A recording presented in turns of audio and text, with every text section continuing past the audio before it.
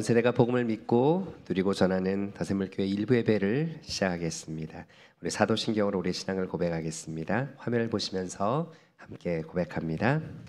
나는 전능하신 아버지 하나님 천재 창조주를 믿습니다. 나는 그의 유일하신 아들 우리 주 예수 그리스도를 믿습니다. 그는 성령으로 잉태되어 동정녀 마리아에게서 나시고 본디오 빌라도에게 고난을 받아 십자가에 못 박혀 죽으시고 장사된 지 사흘 만에 죽은 자 가운데서 다시 살아나셨으며 하늘에 오르시어 전능하신 아버지 하나님 우편에 앉아 계시다가 거기로부터 살아있는 자와 죽은 자를 심판하러 오십니다. 나는 성령을 믿으며 거룩한 공교회와 성도의 교제와 죄를 용서받는 것과 몸의 부활과 영생을 믿습니다. 아멘. 다 함께 찬송가 322장 함께 찬양하겠습니다.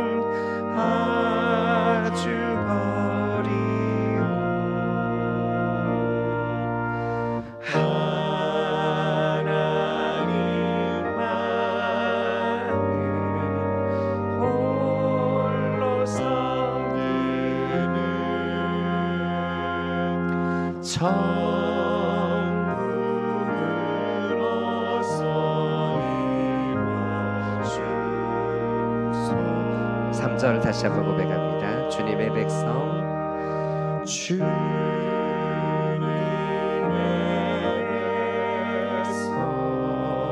서로 행하려 시기와 미움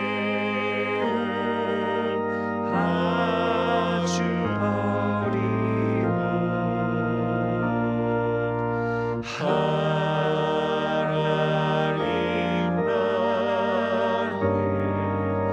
홀로 섬기는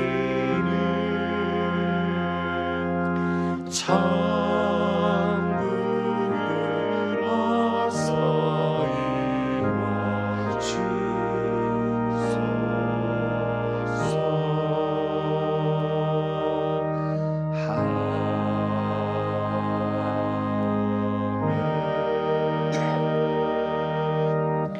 거룩하신 하나님 앞에 자매와 감사의 기도로 나아가겠습니다. 요한일서 1장 9절의 말씀입니다. 우리가 우리 죄를 자백하면 하나님은 신실하시고 의로우신 분이셔서 우리 죄를 용서하시고 모든 불의에서 우리를 깨끗하게 해주실 것입니다. 이 약속의 말씀을 의지하여 우리의 죄와 연약함을 주 앞에 고백하며 사유하신 그 은혜에 대한 감사의 기도로 나아가겠습니다. 우리 함께 우리의 목소리를 함께 기도합니다. 아버지 하나님, 오늘 주를 예배하며 또 주를 바라보는 이 예배의 자리로 저를 불러주셔서 감사합니다. 주님, 무엇보다도 이 한국 땅에 지켜진 마음들과 생각들, 저마다의 또 주장과 의견 속에 갈라진 이 한국을 불쌍히 여겨주시고, 주님, 온 교회가 참으로 이 땅을 위해 기도하며 이 땅의 하나됨을 위해 기도하며 이 땅의 교회 회복을 위해 기도하며, 주님, 저의 상처난 마음들이 주 안에서 하나 되며 주님 하나로 또한 연결되는 그러한 은혜를 또한 소망합니다. 주님, 이 땅을 불쌍히 여주시고 무엇보다도 저희 한 사람 한 사람이 주 앞에 온전히 서가며 주를 바라며 서도록 인도하여 주옵소서.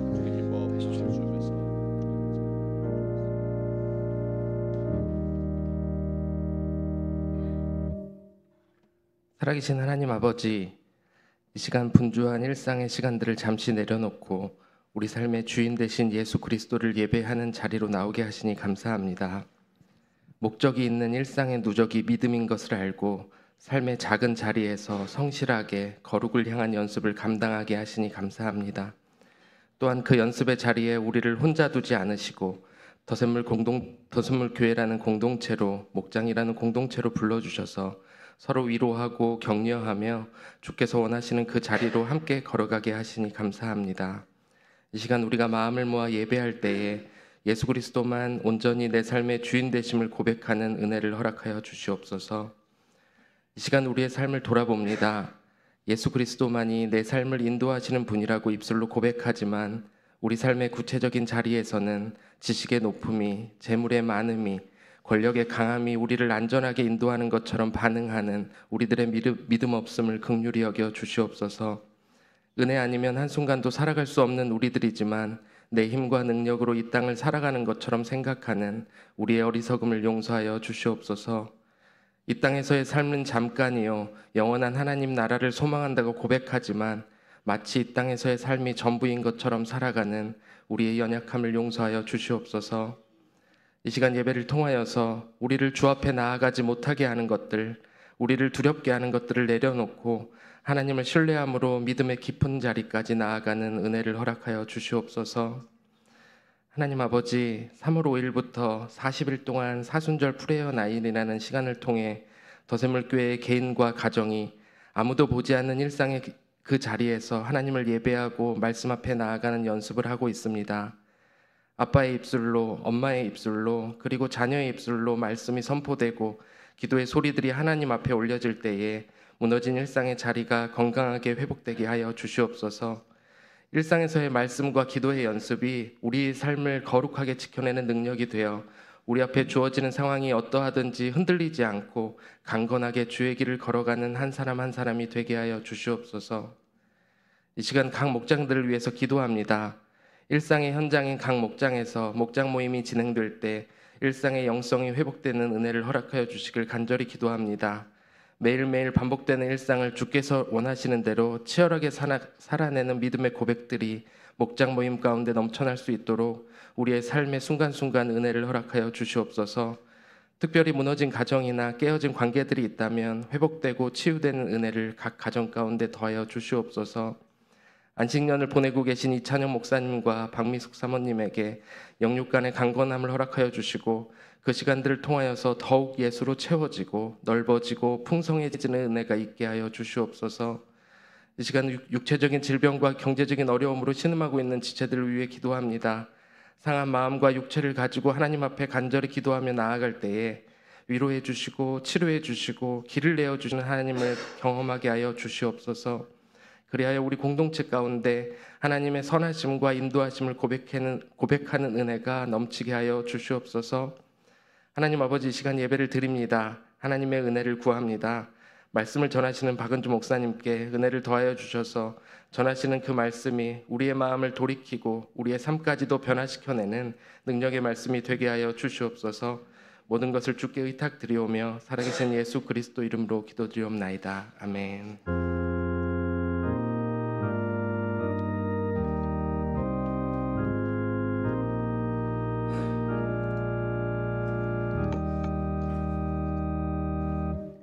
이제 하나님의 말씀을 받겠습니다. 가능하신 분은 자리에서 일어나 주시기 바랍니다. 오늘 하나님이 우리에게 주시는 말씀은 여호수아 8장 30절에서 35절입니다. 이제 스크린을 보시면 함께 응답해 주시기 바랍니다. 다 함께 하나님의 말씀을 귀 기울여 들으시기 바랍니다. 하나님, 우리가 듣겠습니다. 그 뒤에 여호수아는 에발산 위에 주 이스라엘의 하나님을 섬기려고 제단을 쌓았다. 그것은 주님의 종 모세가 이스라엘 자손에게 명령한 대로 또 모세의 율법책에 기록된 대로 쇠 연장으로 다듬지 아니한 자연석으로 쌓은 제단이다. 그들은 그 위에서 번제와 화목제를 주님께 드렸다. 거기에서 여호수아는 이스라엘 자손이 보는 앞에서 모세가 쓴 모세의 율법을 그 돌에 새겼다. 온 이스라엘 백성은 장로들과 지도자들과 재판장들과 이방 사람과 본토 사람과 함께 궤 양쪽에 서서 주님의 언약궤를 맨 레위 사람 제사장을 바라보고 서 있었다. 백성의 절반은 그리심산을 등지고 섰고 절반은 에발산을 등지고 섰는데 이것은 전에 주님의 종 모세가 이스라엘 백성을 축복하려고 할 때 명령한 것과 같았다. 그 뒤에 여호수아는 율법책에 기록된 축복과 저주의 말을 일일이 그대로 낭독하였다. 모세가 명령한 것 가운데서 이스라엘 온 회중과 여자들과 아이들 그리고 그들 가운데 같이 사는 이방 사람들 앞에서 여호수아가 낭독하지 않은 말씀은 하나도 없었다. 이것은 하나님의 말씀입니다. 아멘. 하나님 감사합니다. 우리가 받겠습니다. 이제 자리에 앉으시겠습니다.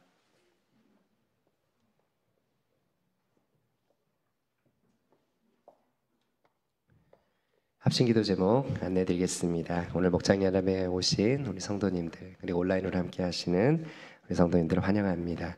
혹시 예배 안내 문자나 카톡을 전일 토요일에 받지 못하시는 분이 계시면 사무처럼 말씀 주시면 또 안내드리도록 하겠습니다. 이번 주 사순절 프레어나인 6주차입니다. 이번 주에는 인내를 주제로 월요일에서 토요일까지 기도가 진행됩니다. 주님의 시간에 주님의 하실 일을 소망 가운데 인내하며 기다리기를 기도하는 한 주 되었으면 좋겠습니다. 사순절 마지막 주인 4월 14일부터 17일까지는 고난주간 일상 새벽 기도회가 진행됩니다. 이곳에서 5시 30분에 진행될 예정입니다. 그리고 금요일에는 새벽 기도가 없고 저녁 8시에 성금요일 성찬 예배가 동일하게 이곳에서 진행됩니다. 일정 기억해 주시고 가족과 또 목장이 함께 새벽 기도와 성금요일 성찬 예배를 참여를 준비해 주셨으면 좋겠습니다. 운영회 및 총 목자 모임이 4월 20일 주일에 예정되어 있습니다. 일정 참고해 주시고요. 그리고 더산물학교에서 방과후 돌봄 교사를 모집하고 있습니다. 평일 3시에서 5시 2시간 근무입니다. 우리 성도님들이나 혹시 주변 지인 가운데 관심 있는 분이 있으시다면 또 말씀 주시면 좋겠습니다. 적극적으로 권면해 주시고 추천해 주시면 좋겠습니다. 사순절 필독서 팀 켈러의 왕의 십자가입니다. 우리를 위해 죽으신 예수 그리스도가 누구신지를 더 깊이 알아가실 수 있는 귀한 책입니다. 꼭 구매하셔서 일독하시면 좋겠습니다. 자, 그러면 박은종 목사님 나오셔서 축복과 저주의 길이라는 제목으로 말씀 전해 주시겠습니다.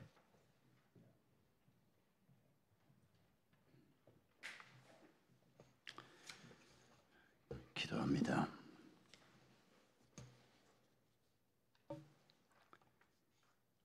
감사하신 주님, 저희가 어떻게 살아야 하나님이 약속하신 복을 누리며 또 우리가 어떻게 살면 그 복을 누리지 못하는 저주의 자리에 서게 되는지 반복해서 자세하게 여러 가지 방식으로 말씀해 주시는 주님의 은혜를 감사합니다. 가나안 정벌 전쟁을 시작한 이스라엘 백성들에게 하나님께서 반복해서 한 폭의 그림처럼 에발산과 그리심산을 등지고 그 한가운데 언약궤를 두고 말씀이 선포되게 하시고 백성들이 아멘으로 응답하게 하시는 이 광경을 기록해서 오늘 저에게까지 전달해 주셨습니다. 이 말씀의 의미를 저희가 다시 한번 생각하며 어떤 길을 걸어야 주님의 복을 누리는 삶을 사는지, 또 어떤 길을 걸으면 그 복이 없고 불행과 파괴만 남아있는 저주의 길을 가게 되는지를 오늘 저희가 다시 한번 확인하게 해 주시옵소서. 누구도 저주의 길을 걷는 사람이 없게 해주시고 우리와 우리의 자손들과 모든 공동체 가족들이 하나님께서 약속하시는 복된 길을 걸어갈 수 있도록 주의 은혜를 더해 주시옵소서. 오직 이 시간 주의 성령께서 저희와 함께 해주시기를 바라옵고 예수님의 이름으로 기도하옵나이다. 아멘.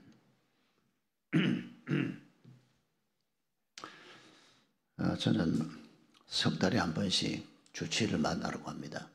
혈압약 받으러 가는 건데 약을 석 달치 주고 석 달 후에 또 가서 뭐 간단한 체크하고 뭐 어떻게 지내냐 묻고, 저희 교회 젊은 장로님인데 굉장히 잔소리를 많이 합니다.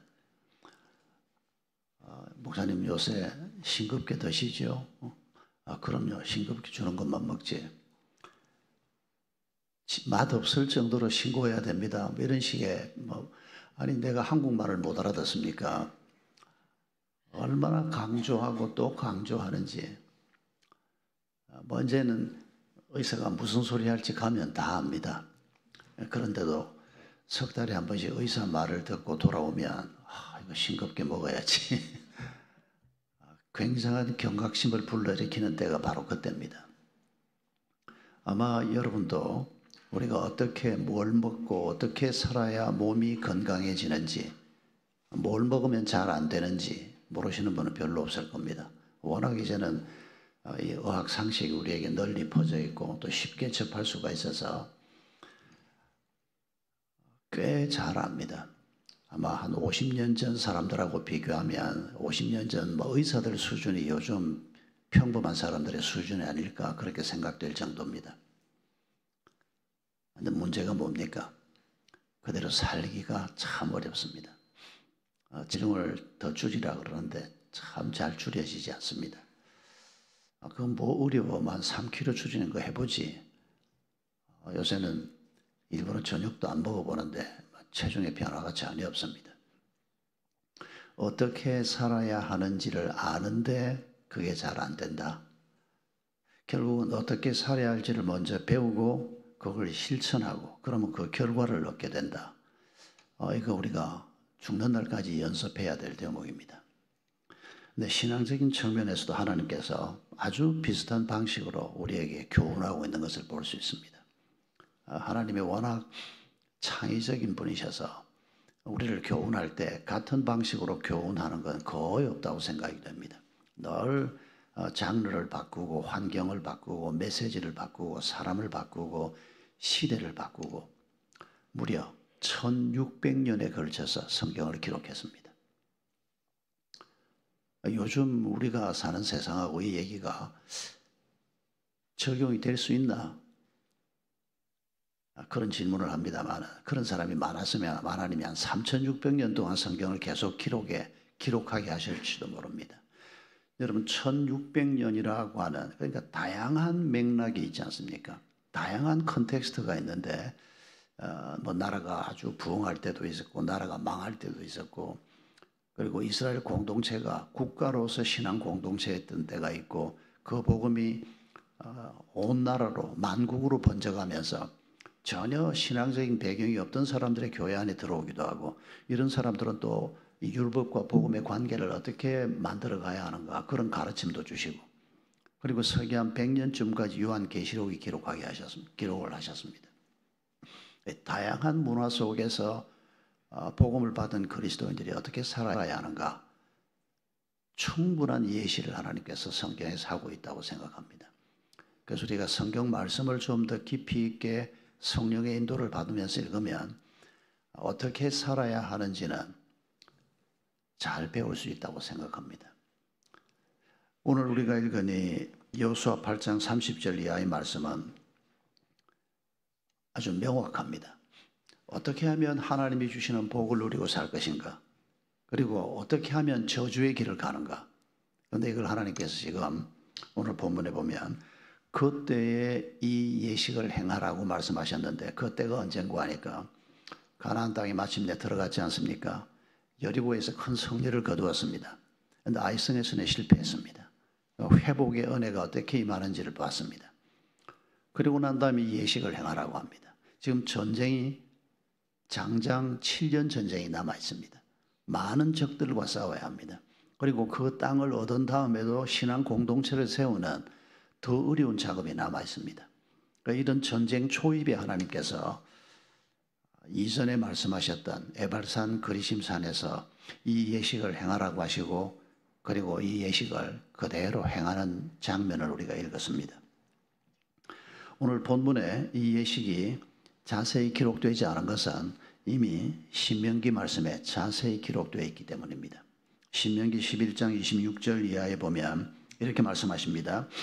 내가 오늘 복과 저주를 너희 앞에 두나니 너희가 만일 내가 오늘 너희에게 명하는 너희 하나님 여호와의 명령을 들으면 복이 될 것이요 너희가 만일 내가 오늘 너희에게 명하는 도에서 돌이켜 떠나 너희 하나님 여호와의 명령을 듣지 않고 본래 알지 못하던 다른 신들을 따르면 저주를 받으리라. 네 하나님 여호와께서 네가 가서 차지할 땅으로 너를 인도하여 들으실 때에 너는 그리심산에서 축복을 선포하고 에발산에서 저주를 선포하라. 자세한 명령이 이미 기록되어 있습니다. 그 명령을 따라 순종했다. 그게 지금 30절 이하에 나오는 말씀입니다. 그리고 이 명령은 신명기 27장에서 또 한 번 반복됩니다. 에발산 그리심산에서 어떻게 행하라 그 말씀이 또 반복됩니다. 그러니까 그림은 아마 여러분 머릿속에 떠오를 겁니다. 에발산 그리심산이 있습니다. 이 두 산의 거리는 아주 가깝다고 합니다. 이 산 꼭대기에서 산이라기보다는 언덕 정도인 것 같은데 이 산 꼭대기에서 이 산 꼭대기에 있는 사람이 서로 고함을 지르면 소리가 들릴 정도의 가까운 거리라고 합니다. 그런데 이 산을 배경으로 해서 중앙에 레위인들이 언약궤를 두고 서고 그리고 지도자들이 섭니다. 그리고 백성의 대표들이 섭니다. 그리고 말씀이 낭독이 됩니다. 너희가 이렇게 하나님의 말씀을 따라 살면 너희에게 복이 있을 것이다. 그리심산에 서 있는 사람들이 아멘이라고 외칩니다. 너희가 이렇게 길을 가면 너희에게 저주가 임할 것이다. 에발산 쪽에 서 있는 사람들이 또 아멘을 외치게 합니다. 말씀이 선포될 때마다 축복의 말씀이 선포될 때는 이쪽에서 저주의 말씀이 선포될 때는 이쪽에서 아멘 아멘. 백성들도 이 순간에 지금 대표들이 모여서 뭘 하는지 잘 알고 있습니다. 그 자리에 200만이 다 설 수는 없지 않습니까? 다들 이미 말씀을 통해서 반복해서 들어왔고 오늘 어떤 예식이 행해지고 있다는 걸 다 알고 있습니다. 같은 마음으로 아마 자기들의 텐트에서 또 혹은 같이 모여서 그 상황을 그려보고 있었을 것입니다. 여러분 왜 하나님께서 이런 일을 행하게 하실까요? 백성들 마음속에 깊이 심어주기 위해서입니다. 저주의 길을 가지 말고 복된 길을 걸어가라. 그 복된 길은 내가 너희에게 주는 말씀을 따라 사는 것이다. 그리고 또 말씀 속에서 저주도 이미 말씀했지 않습니까? 신명기 말씀에 보면 저주를 선포할 때 보면 그 당시에 특별히 하나님께서 경계하는 죄악들을 언급합니다. 우상을 만드는 자는 저주를 받을 것이다. 아멘. 부모를 경홀히 여기는 자는 저주를 받을 것이다. 아멘. 이웃의 경계표를 옮기는 자는 저주를 받을 것이다. 그러니까 땅이 경계가 있는데 그 경계를 옮겨서 내가 남의 땅을 이익을 차지하려고 하는 이런 자는 저주가 있을 것이다. 시각장애인의 길을 잃게 하는 자는 저주가 있을 것이다. 약자의 재판을 억울하게 하는 자는 죄를 받을 것이다. 짐승과 교합하는 자, 잘못된 성행위를 하는 자, 이웃을 암살하는 자, 죄 없는 자를 죽이려고 하는 자, 이런 것들이 특별히 언급이 됩니다. 그 시대에 그 당시 사는 사람들에게 특별히 경계해야 될, 쉽게 범할 수 있는, 또 주변에 이런 죄가 만연해 있는 그런 상황이었기 때문입니다. 오늘도 이런 죄 중에 대부분은 우리에게도 적용해야 되는데, 그러나 우리는 또 더 정신을 바짝 차리고 우리 주변에 지금 만연하고 있는 하나님의 말씀을 대적하는 어떤 잘못된 죄가 있는지를 살피고 그 길을 따라가면 그건 파괴, 저주, 불행밖에 없다는 겁니다. 그러나 하나님이 주시는 말씀을 담되 지금 산에서 돌단을 쌓고 석회를 바르고 거기에 말씀을 기록을 합니다. 무슨 말씀을 기록을 했을까? 십계명일 거다 그렇게 생각하는 사람도 있고, 아니면 신명기에서 말씀하신 이런 것들을 요약해서 기록하지 않았을까 그렇게 생각하기도 합니다만은, 여러분 이 예식을 하나님께서 행하게 하신 때를 기억하십시다. 전쟁 초입입니다. 그래서 1차적으로는 하나님께서 이 가나안 정복 7년 전쟁을 성공으로 끝내기를 기대하면서 이 말씀을 주시는 겁니다. 우리는 우리가 어떤 어려운 상황을 만났을 때 돈만 있으면 해결이 되겠다, 건강만 회복되면 해결이 되겠다, 깨진 관계만 회복이 되면 해결이 되겠다, 집만 한 채 사면 해결이 되겠다, 눈에 보이는 것을 따라 우리는 쉽게 판단합니다만은 그게 전부가 아닌 것을 늘 기억해야 합니다. 하나님의 말씀이 그 속에서 어떻게 선포되고 적용되고 있는가. 집을 한 칸 사더라도 그러면 우리 가족들의 안전이 보장이 될 것이다, 틀린 말은 아닙니다. 그러나 불의한 방법으로 집을 사겠습니까? 남의 돈을 뺏어서 성경을 읽을 촛불을 사겠습니까? 하나님의 말씀이 우리를 인도하는 길을 늘 염두에 두고 정직한 길을 걸어가고 말씀이 인도하는 길을 걸어가는, 그리해서 이 세상에 하나님의 자유와 하나님의 정의와 하나님의 평화와 하나님의 사랑이 가득한 그런 세상을 하나님이 만들고자 하시는 것입니다. 이런 에발산 그리심산 사건을 우리가 기억하면서, 그러면 신약 시대에 이런 목적을 가지고 있는 하나님께서 또 다른 모습으로 우리를 교훈하시는 건 뭘까? 이걸 우리가 잘 생각해 봐야 할 것입니다. 예루살렘에 교회가 세워졌습니다. 교회가 세워졌다는 게 건물을 지었다는 게 아니고 예수의 이름으로 모인 사람들의 모임이 시작됐다는 겁니다. 한꺼번에 모일 장소가 없으니까 우리 목장 모이듯이 성도들이 집에서 모였을 것입니다. 그리고 전체가 모이는 것은 아마 초기에는 불가능하니까 유대인 중심으로 교회가 예루살렘에 세워졌으니까 토요일 날 성전에서 모일 때 아마 성도들도 함께 갔을 거라고 다 짐작합니다. 그러니까 토요일에 가서 회당에 모이든지 아니면 예루살렘에 있는 사람들은 성전에 모이든지, 그러면서 율법을 따라서 행해지는 의식에 참여하면서 거기에 성도들도 함께 참여했던 이런 시기가 초기에 분명히 있었습니다.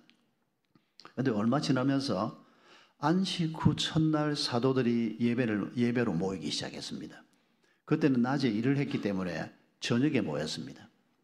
그래서 성경을 보면 저녁에 모여서 성찬도 하고 모일 때마다 성찬을 했습니다. 지금 천주교는 그 전통을 지금도 지키고 있습니다. 매번 미사 때마다 성찬을 하고 있습니다. 아주 우리가 좀 생각해 봐야 될 좋은 전통이라고 생각합니다. 모일 때마다 성찬의 떡을 나누고 같이 말씀을 나누고 이런 모임, 목장 모임 같은 모임이 시작이 됐는데 그게 안식 후 첫날이었습니다. 이걸 지금 안식교에서는 사도들이 월권했다고 주장을 하고 사도들을 비판을 합니다. 왜 구약 성경에 안식일 날 모이라고 했는데 왜 마음대로 사도들이 안식 후 첫날 모였냐? 그리고 이게 나중에 박해 기간 동안에는 성전에서 모이지를 못했습니다. 유대인들이 거부하기 때문이기도 했고, 그러니까 안식 후 첫날 예배가 박해 기간 동안에, 그리고 이방인들이 들어오면서 점점 더 많은 성도들에게 안식 후 첫날, 오늘 우리의 주일 예배가 중요한 예배로 자리를 잡고, 그리고 훗날 4세기죠. 로마가 기독교를 인정하고, 그리고 마침내 성도들 숫자는, 기독교인들 숫자는 한 20-30%가 되지 않는데도 로마가 기독교를 국교로 선포하는 일이 생겼습니다. 그러면서 안식 후 첫날인 주일이 쉬는 날이 되고, 오늘 같은 이런 예배가 점점 정착이 되게 된 겁니다. 사도들이 정말 월권했을까요? 사도들이 월권했다면 이것뿐이 아닙니다. 여러분 사도행전 15장을 보면 사도들이 안디옥 교회가 문제가 생겨서 대표들이 왔지 않습니까? 그러니까 이방인 형제들이 교회에 들어왔는데 이 사람들에게 할례를 받게 해야 된다. 그래야 예수의 구원을 받는다. 이렇게 주장하는 사람들이 바나바와 사울이 섬기고 있던 안디옥 교회에 왔습니다. 주장을 하기 시작합니다. 이건 아니다. 복음으로 구원받는 거지. 예수의 이름으로 구원받는 거지. 율법을 지켜서 구원받는 거 아니다. 그래서 이 질문을 가지고 예루살렘으로 대표단이 오지 않습니까? 그 대표단들이 왔을 때 예루살렘에 지도자들이 모였습니다. 야고보가 주도를 했던 것 같은데 거기 베드로도 있었고 사도들이 다 있었습니다. 그래서 이 문제를 가지고 경론을 벌입니다. 짧게 기록되어 있지만 거기에 보면 어떻게 율법을 지키지 않고 구원을 받는다고 아무리 예수 이름이 중요해도 어떻게 이렇게 주장할 수 있느냐. 주로 유대인들인 그리스도인들이 유대인 지도자들이 그렇게 주장을 합니다. 그런데 이런 토론 끝에 야고보 사도가 주도를 해서 예수님의 아우로 알려져 있는 분이죠. 그때 내린 결론이 뭡니까? 우상 숭배와 음행과 목매어 죽인 것과 피채 먹는 것 이런 것들은 아주 부도덕하고 이런 것들은 문제가 많으니까 이런 것들은 이방인 형제들에게 행하지 말라고 하고 더 이상 율법을 그들에게 요구하는 것은 옳지 않다. 엄청난 결정입니다. 아마 안식 후 첫날 모이는 것과 비교하면 이 결정이 훨씬 더 파급력이 크고 엄청난 영향력을 미치는 결정입니다. 그래서 많은 사람들은 저것들이 율법을 모세의 율법을 폐기했다 그렇게 공격을 할 정도로. 그런데 사도들이 결정한 그 결정 내용을 가만히 보면 오늘도 율법을 우리가 어떻게 이해해야 할 것인가 하는 것에 대해서 율법은 더 이상 구약은 더 이상 우리하고 상관없다 이렇게 신약을 해석하는 사람도 있고 그대로 지켜야 한다 이렇게 주장하는 사람도 있고 그리고 중간쯤 되는 입장에 서 있는 사람도 있습니다. 구약을 새롭게 해석을 해서 구약의 안식일이 오늘 주일이냐 오늘 주일을 안식일처럼 지켜야 한다. 옛날 청교도를 비롯해서 신약 그리스도인들도 이런 주장을 많이 했습니다. 그대로 그러니까 연속선상에 있다. 아니다. 아무 상관없다. 그런데 우리 개혁교회는 중간쯤 입장에 서 있습니다. 구약을 복음 안에서 다시 해석해야 한다. 그래서 안식일의 형식까지 똑같이 지키는 게 아니고 날짜가 바뀌었다. 그리고 날짜는 바뀌었지만은 안식일을 그대로 지킨다. 그래서 저희가 어릴 때 목사님이나 장로님들 중에서 주일이 되면 안식일이라 그러면서 주일날 신문도 안 보고 텔레비전도 안 보고 라디오도 안 듣고 뭐 밥 안 사 먹고 안식일 지키듯이 주일을 지켜야 한다. 제가 적어도 한 중고등학교 때까지 교회에서 그렇게 교육을 받았습니다. 월요일날 시험이 있더라도 절대 주일 공부하면 안 되고 밤 12시가 지나면 일어나서 공부를 하고 이런 식으로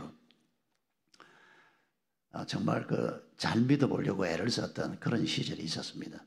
그런데 시간이 지나면서 너무 주일을 율법적으로 해석한다.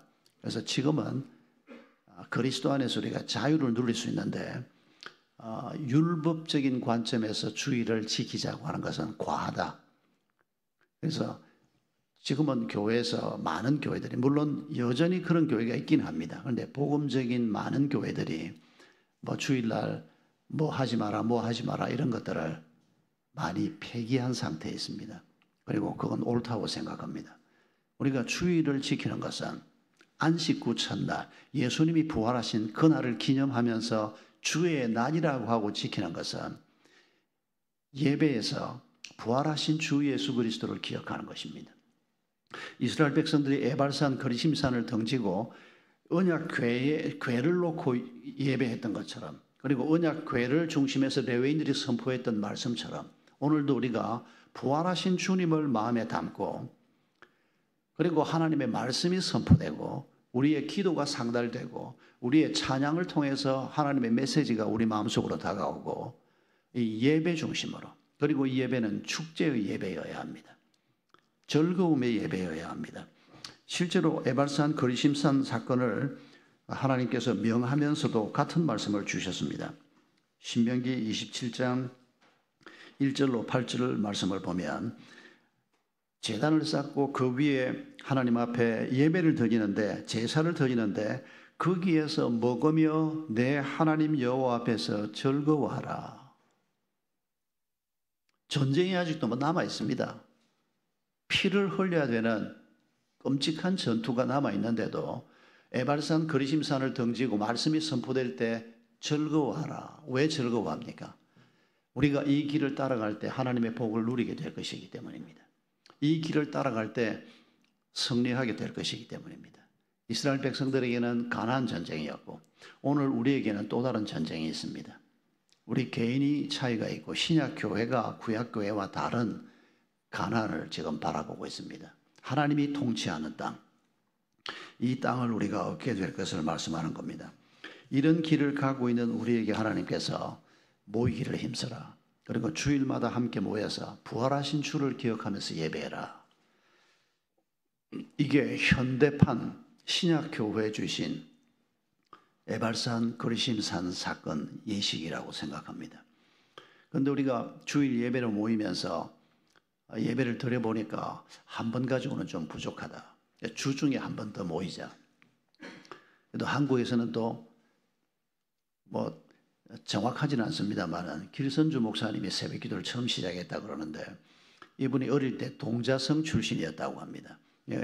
어릴 때 절에 있으면서 이제 새벽마다 일어나서 그 뭐 스님들 뒷바라지도 하고 이랬던 동자성 출신이라고 하는데 새벽 한 4시나 되면 종이 울리고 절에 있는 사람들이 다 일어나서 예불을 하고 이렇게 하루를 시작하지 않습니까? 이건 그냥 한설입니다만은 길선주 목사님이 장로였다가 1907년에 시작된 교회 대부흥운동 때 이분이 회심을 합니다. 하나님 앞에 크게 은혜를 받습니다. 많은 성도들이 장대현 교회 모여서 예배를 드리고 부흥회를 하는데 이미 장로였던 그런 아직은 젊은 분이었습니다. 이분이 친구가 죽고 난 다음에 그 아내와 자녀들에게 줄 돈을 자기가 떼먹었다고 고백을 합니다. 교회 장로가. 그러고 막 가슴을 치면서 울면서 하나님 앞에 회개를 하는데 그런 회개가 장대현 교회에서 막 터져 나오는 겁니다. 그러면서 온 성도들이 자기 죄를 자복하고 그러면서 1907년 평양 대부흥운동이 시작이 되면서 한국교회가 새로워지는 이 부흥의 불길이 계속 번져나가는 이 길선주 목사님이 그 중심에 있으면서 이분이 중들도 새벽마다 일어나서 예불을 하고 시작하는데 우리도 새벽에 일찍 일어나서 새벽 기도하자. 새벽 기도의 첫 시작이 바로 길선주 목사의 이런 주장 때문이었다. 이런 얘기가 계속 전해지고 있습니다. 수요일도 모이고 또 하다 또 금요일도 우리 모여서 기도하자. 소그룹 하는 교회들은 목장 모임으로 모이자. 여러분 이게 에발산 그리심산의 그 예식이 오늘 새로운 모습으로 재현되고 있는 것이라고 생각합니다. 이런 예식을 통해서 우리가 확인하는 게 뭡니까? 하나님을 우리가 기억하는 겁니다. 그리고 우리에게 복이 될 하나님의 말씀을 다시 한번 마음에 담는 겁니다. 그리고 그 길을 어떻게 하면 잘 걸어갈 수 있을 것인가? 혼자서 길을 걸어가기가 쉽지가 않거든요. 혼자서 싸우기가 쉽지가 않습니다. 제가 목회에서 물러나고 난 다음에 회개한 게 참 많습니다만은 그 중에 많이 회개했던 것 중에 하나가 성경을 성도들에게는 읽어라 그래 놓고는 정작 제가 성경을 많이 읽지 못했던 것에 대해서 하나님이 그렇게 회개하는 마음을 주셨습니다. 그래서 제가 은퇴하고 난 다음에 성경 읽기를 말이 안 되는 소리지만은 제 생애 처음으로 그전에는 그냥 막 바쁘게 신학대학에 처음 들어갔을 때는 학교 공부가 있고 뭐가 있고 그러니까 막 겨우 1년에 1독 2독 할까 말까 정도고 뭐 계속 그런 식으로 살아온 겁니다. 그래서 은퇴하고 난 다음에는 성경 읽는 것을 하루에 뭐 어떤 때는 그러니까 정하지는 않았습니다. 몇 독 하겠다 정하지는 않고 아침에 서재에 들어가서 앉으면 성경 읽기를 시작하는데 그만 읽고 싶을 때까지 그냥 읽는 겁니다. 그냥 정독하면서 메모하면서 묵상하면서 기도하면서 어떤 날은 1시간, 어떤 날은 2시간. 그러다 보니까 뭐 어느 해에는 5독도 하고 어느 해에는 4독도 하고 코로나 기간 중에 계속 그런 식으로 그리고 이제 다른 읽고 싶은 책들도 좀 읽으면서 한 5년을 정말 복된 시간을 보냈습니다. 그리고 그 말씀을 읽으면서 주시는 깨달음 가지고 어떻게 살아야 할 것인가 하는 고민을 맨날 퍼내기만 하다가 인풋이 별로 많지 않은 피곤한 삶을 살다가 하나님께서 좀 빨리 물러나게 한 것이 정말 큰 복이라고 생각이 됩니다. 그래서 암에 걸렸다 그래도 그때 돌이켜 생각해 보면 그게 하나님이 내게 복을 주시는 계기였구나. 그 암에 대한 상처나 왜 하나님 하필 내가 암입니까? 뭐 이렇게 생각되는 게 아니고 하나님이 또 다른 은혜를 주시기 위해서 그런 사건을 경험하게 하셨구나. 암 안 걸렸으면 물러났겠습니까? 제가 안 물러납니다. 어떻게 물러납니까? 그리고 나를 물러나게 하겠습니까? 장로님들이 암 걸려서 수술을 받는데도 와서 목사님 절대 빨리 그만둔다 그러면 안 됩니다. 장로들이 나한테 그랬습니다. 그래서 나도 또 그 말이 맞는 말 같아서 뭐 그래야 되겠죠 이랬습니다. 참 주변 머리들이 없는 겁니다. 하나님이 다 하셨다고 우리가 늘 고백을 했는데 내가 빠지면 뭐 학교가 안 된다 이런 말도 안 되는 생각을 한 겁니다. 하나님이 그 생각을 기뻐했겠습니까? 지금 생각하면 너무도 명확한데 그때는 그게 명확하지가 않더라고요. 여러분 그게 오늘 우리 모두의 문제입니다.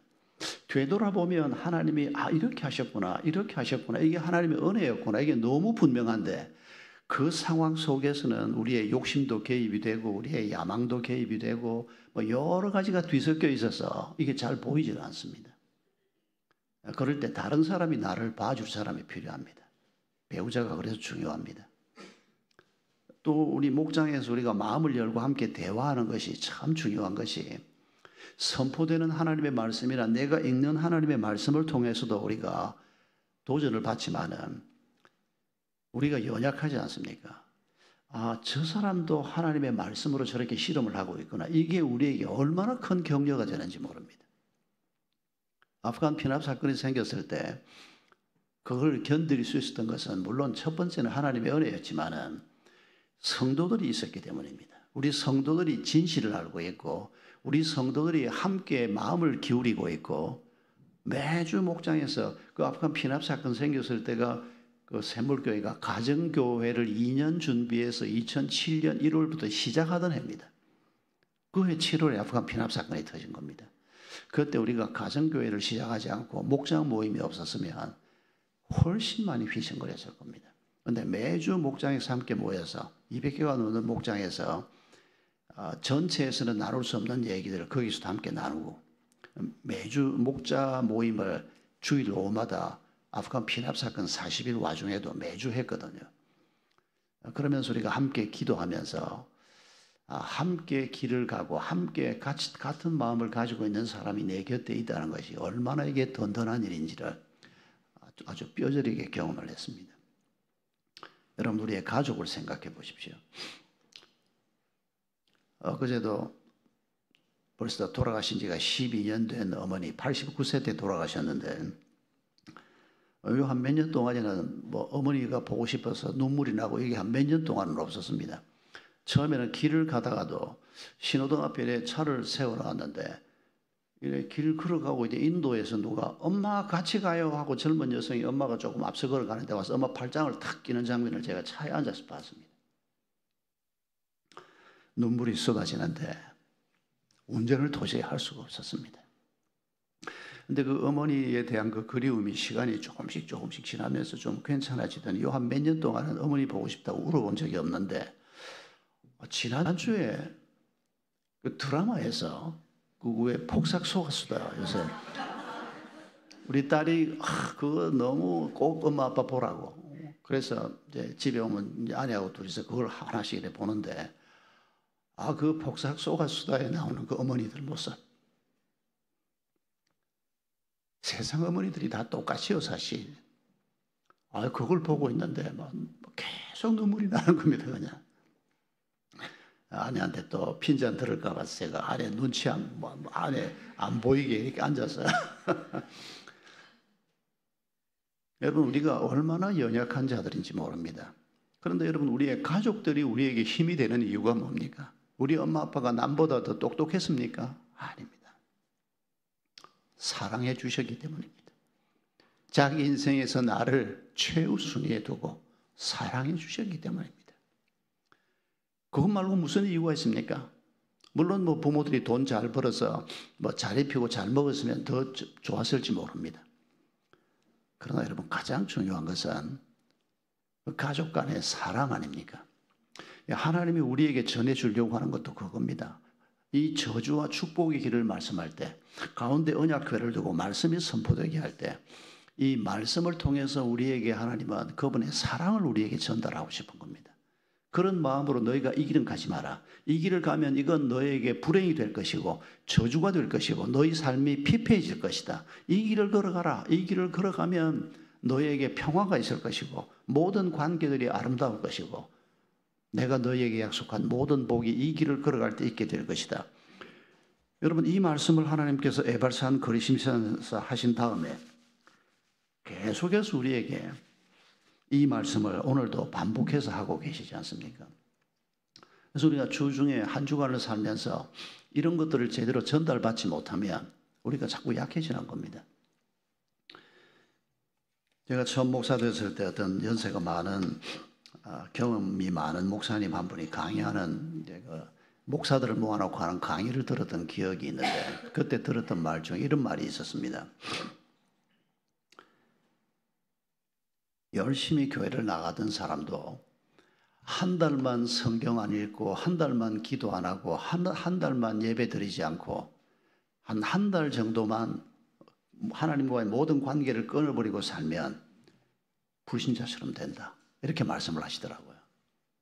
그때 제가 30대 젊은 목사로서 저분이 경험은 많고 말씀도 잘 전하시는 분이지만은 너무 좀 성도의 믿음을 과소평가하는 거 아닌가?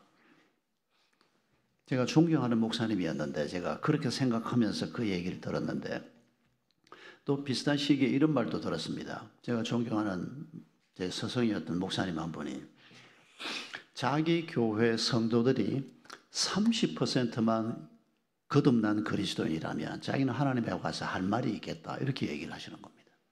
그래서 제가 목사님 30%는 너무 작게 잡는 거 아닙니까? 그때 제가 막 목사 됐을 때입니다. 그랬더니 그분이 너 이제 한번 목회해봐라. 30대 초반에 들었던 제가 존경하는 목사님들에게 들었던 가르침이었습니다.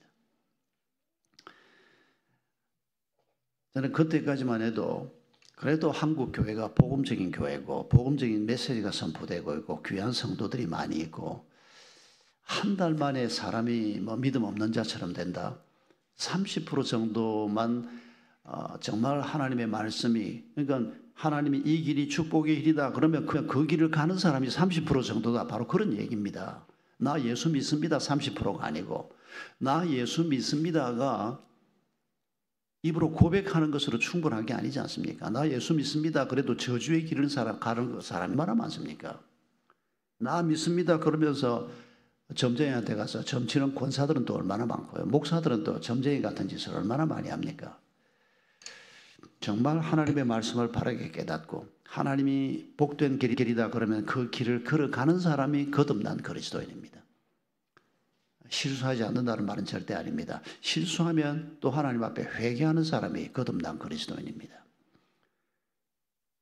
이런 연약한 우리를 위해서 하나님께서 이런 길을 열어놓으신 것을 우리가 오늘 다시 한번 기억하십시다.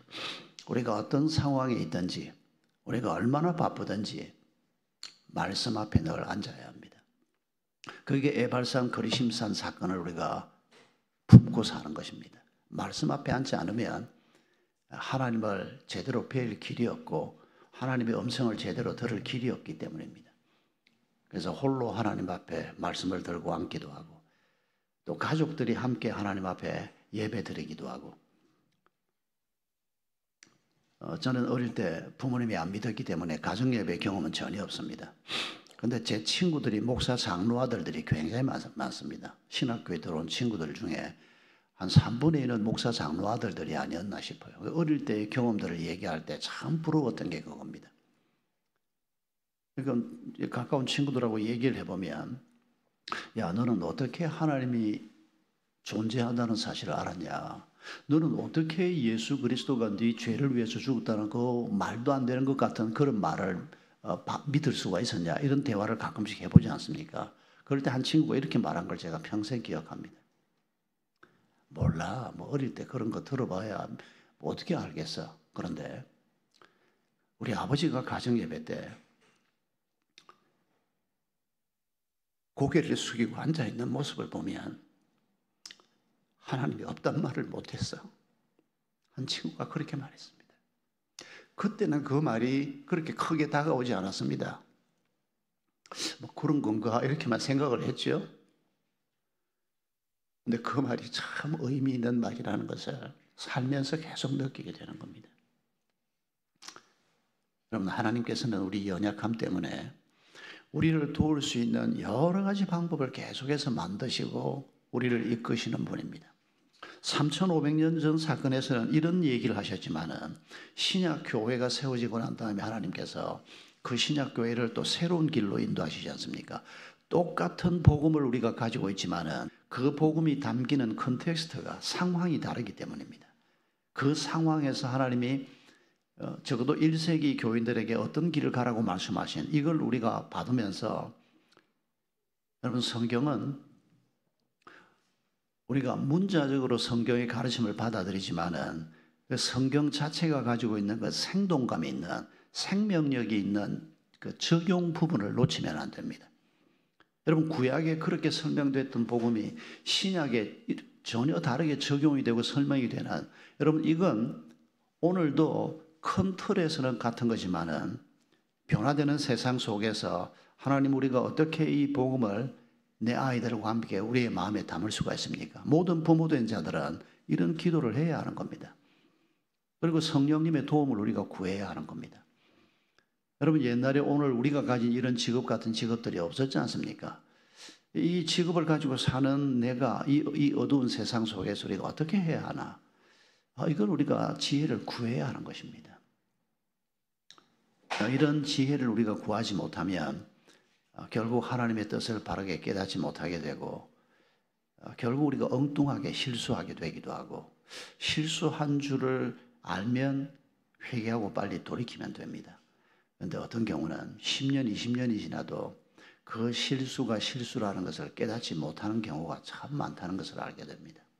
이 잘못된 이데올로기가 신앙을 넘어서는, 신앙을 가지고 내가 가진 생각을 비추어 보는 게 잘 되지 않으면 내가 가진 생각을 가지고 계속 성경을 판단하려고 하는, 하나님이 주시는 말씀을 판단하려고 하는, 그러니까 평생을 성경이 과학적이냐, 성경이 과학적이면 내가 믿고 그렇지 않으면 난 성경 못 믿는다.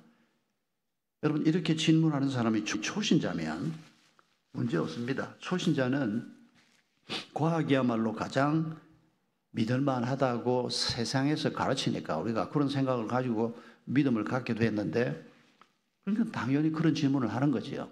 그런데 우리가 시간이 지나면서 우리의 생각이 바뀌어야 하는 게 뭡니까? 과학보다 더 정확한 진리를 가르치는 하나님의 말씀이 있다는 것을 우리가 알게 되면, 이제 어느 순간에는 과학을 가지고 성경이 과학적이면 내가 믿겠다가 아니고, 성경의 관점에서 과학을 바라보고, 성경의 관점에서 내 비즈니스를 바라보고, 성경의 관점에서 우리 부부 관계를 바라보고, 이런 우리의 안목이 열리지 않으면 우리는 그 어둠 속에서 10년, 20년 계속 머물러 있는 겁니다. 하나님이 그걸 깨 부수기 위해서 우리에게 예배의 자리로 오게 하고, 말씀을 듣게 하고, 말씀을 묵상하게 하고, 다른 사람이 사는 삶에 관한 얘기를 듣게 하고, 이게 여러분 하나같이 하나님이 베푸시는 우리를 위한 은혜의 자리라는 것을 기억하십시다. 공동체가 이렇게 함께 모이도록 하시는 이유가 바로 에발산 그리심 사건을 오늘 우리를 위해서 재현하시기 위해서라는 것을 기억하십시다.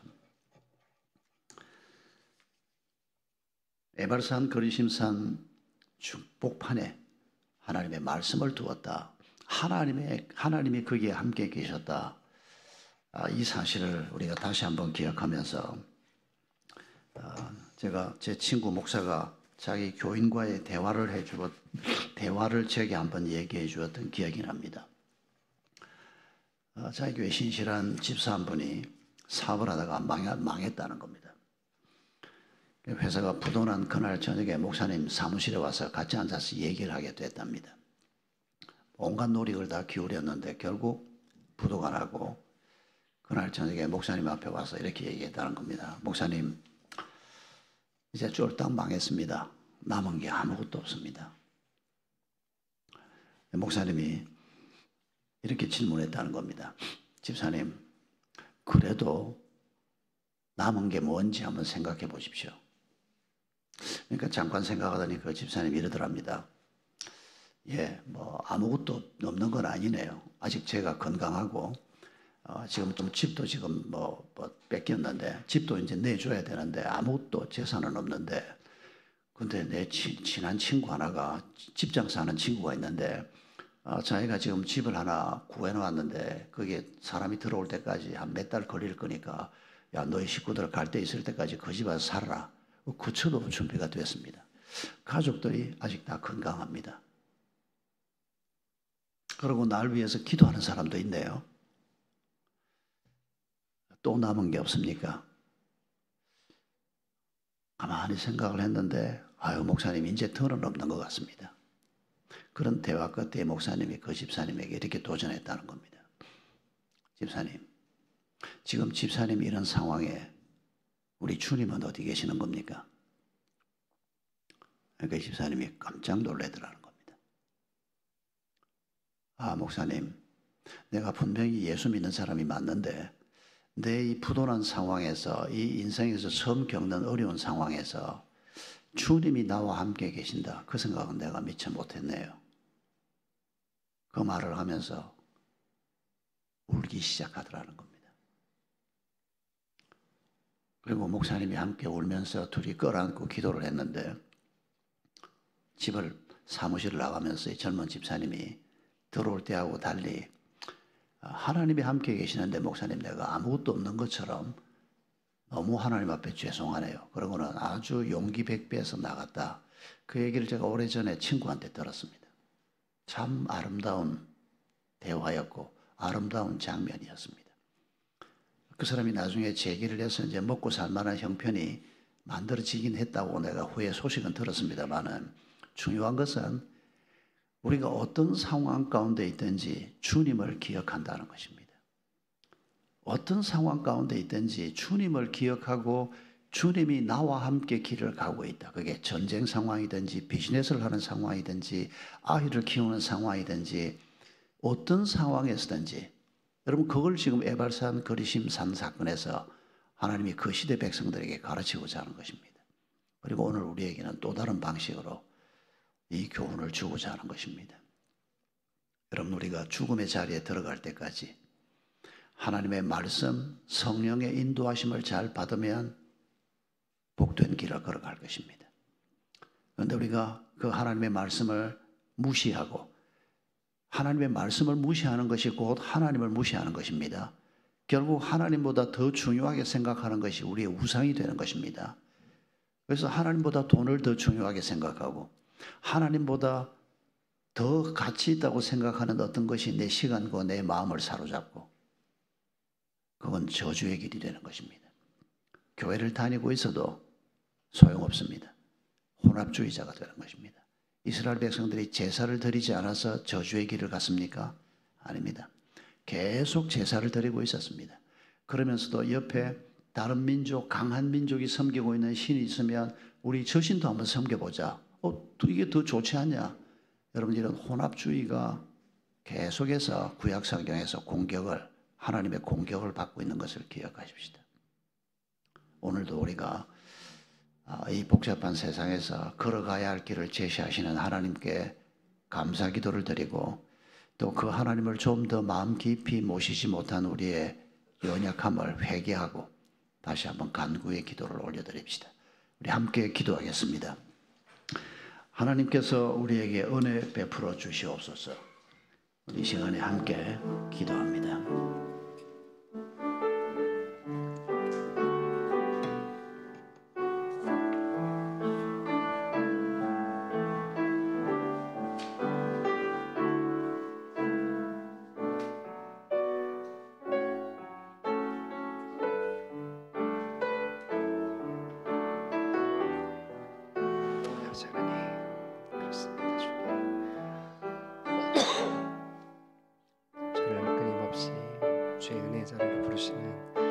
주님의 인도하심 앞에 저희가 반응하여 서길 원합니다. 주의 말씀을 더 가까이 하며 저희를 새롭게 하시는 그 은혜 가운데 서도록 주님 붙들어 주시옵소서.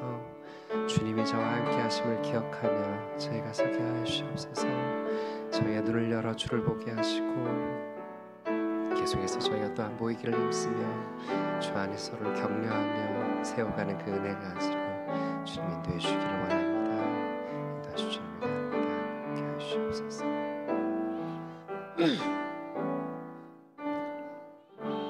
이 모든 말씀 예수 그리스도의 이름으로 기도하옵나이다. 아멘.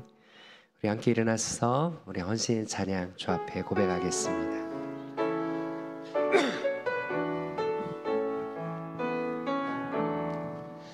하나님의 부르심에는 후회하심이 없네. 내가 이 자리에 선 것도 주의 부르심이라. 하나님의 부르심에는 결코 실수가 없네. 나를 부르신 하나님의 신실하심을 믿네. 작은 나를 부르신 뜻을 나는 알 수 없지만 오직 감사와 순종으로 주의 길을 가리라. 때론 내가 연약해져도 주님 날 도우시니 주의 놀라운 그 계획을 나는 믿으며 살리. 날 부르신 뜻 내 생각보다 크고 날 향한 계획 나의 지혜로 증량 못하나 가장 좋은 길로 가장 완전한 길로 오늘도 날 이끄심 믿네. 날 부르신 뜻 날 부르신 뜻 내 생각보다 크고 날 향한 계획 나의 지혜로 증량 못하나 가장 좋은 길로 가장 완전한 길로 오늘도 날 이끄심 믿네. 아멘. 목사님 나오셔서 봉헌기도와 축도 이어주시겠습니다.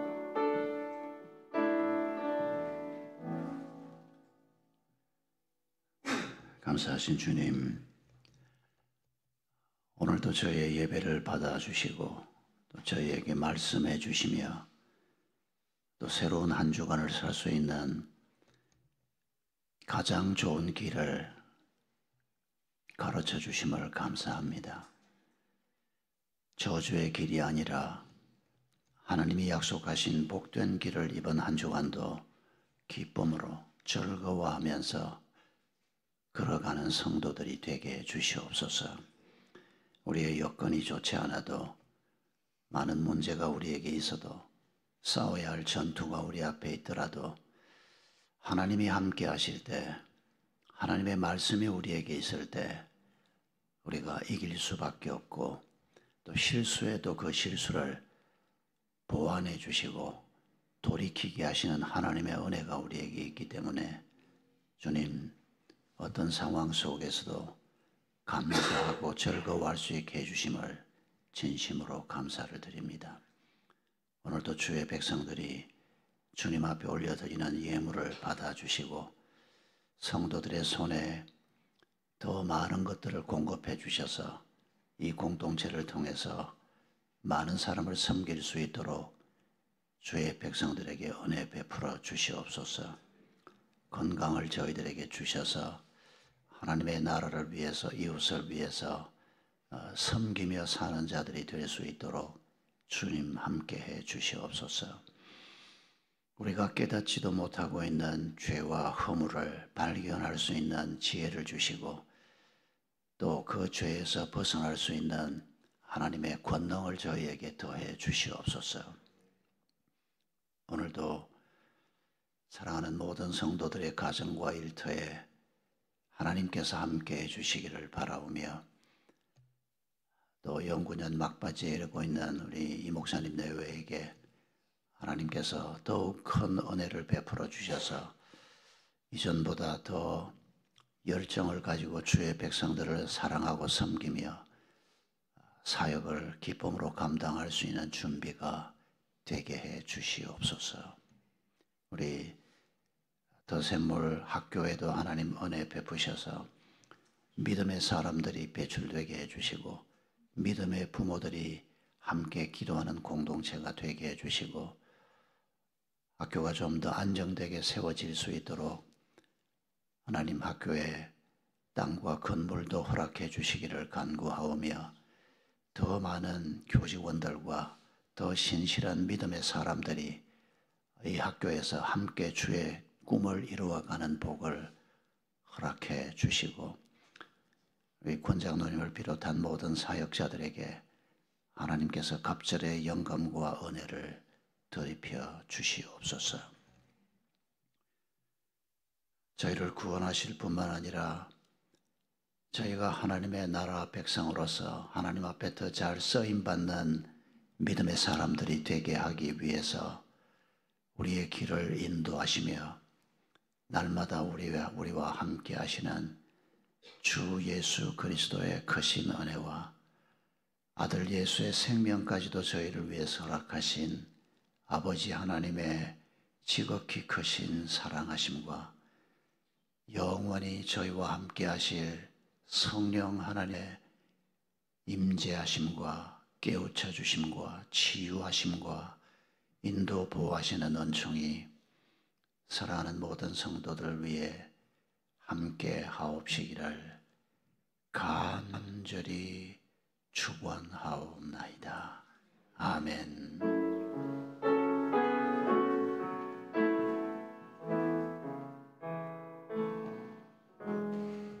아멘.